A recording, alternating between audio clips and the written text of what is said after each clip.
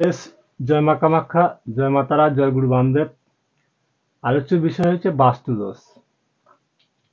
আমরা যে বাস্তুতে বাস করি বা বাড়িতে বাস করি, সেই বাড়িতে দোষ থাকলে কিভাবে আমরা বুঝবো?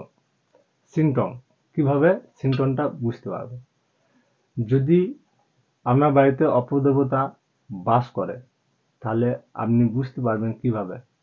দেখবেন আপনার বাড়িতে ছায়া, অপছায়া ঘুরে বেড়াচ্ছে, বা কোনো কোনো কোনো সময় উপর দিকে হালকা ভাবে একটা বাতাস বয়ে যায়। ঘরে থাকতে ভয় লাগে, মনে হবে ঘরে কেউ আছে, কিন্তু আপনি একা আছেন, আপনার পাশে কেউ নেই।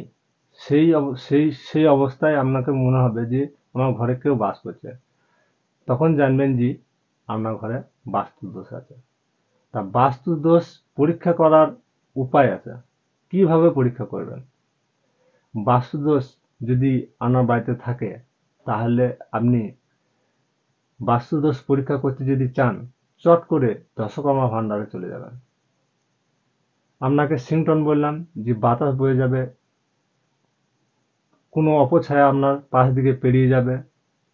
তাহলে আবার আপনি দেখতে পাবেন যে হঠাৎ করে আপনার কোনো পশু পাখি, আপনি যাকে ভালোবাসতেন, হঠাৎ করে মারা গেল। আপনি খাবার করছেন, খাবারে আপনি যেভাবে ভালো করছেন, কিন্তু খাবারে কোনো স্বাদ পেচ্ছেন না। এগুলা বাস্তু দোষের সম্ভাবনা।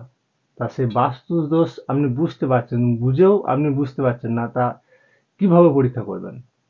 আপনি দশকর্মা ভান্ডারে যাবেন। দশকর্মা ভান্ডারে যাওয়ার পরে একটা হরিতকি কিনবেন। হরিতকিটা কিনে নিয়ে এসে, ভাবছেন যে হরিতকিটা কিনে নিয়ে এসে আলমারিতে ভরে বা ঠাকুর থানায় রেখে দিলেই যে বাস্তু দোষ পরীক্ষা, তা হবে না। সঙ্গে একটা কাঁচের গ্লাস সংগ্রহ করে নেবেন। পর্যাপ্ত গঙ্গা জল বা শুদ্ধ জল আপনি ওই গ্লাসের মধ্যে ফুল করে ভরে নেবেন। ভরে নেওয়ার পরে হরিতকিটা দুটো আঙুলে ধরে, এই দুটো আঙুলে ধরে জলের মধ্যে ফেলবেন। জলের মধ্যে ফেলার পরে আপনি সেটা 6 থেকে 7 ঘন্টার মধ্যে রেখে দেবেন। রেখে দেওয়ার পর, মানে আজকে যদি আপনি সন্ধ্যেবেলায় ভরেন, কাল সকালবেলায় দেখবেন যদি আপনার ঘরে অপদেবতা বা বাস্তু দোষ হয়ে থাকে, অপদেবতা বাস করে বা বাস্তু দোষ হয়ে থাকে, জলটা কালো রং আকার ধরবে। আর যদি কোনো বাস্তু দোষ না থাকে, তাহলে লাল, একবারে রক্তর মতো লাল রং আকার ধরবে। আদেশ, জয় মা কামাখ্যা, জয় মা তারা। বাস্তু দোষ কাটা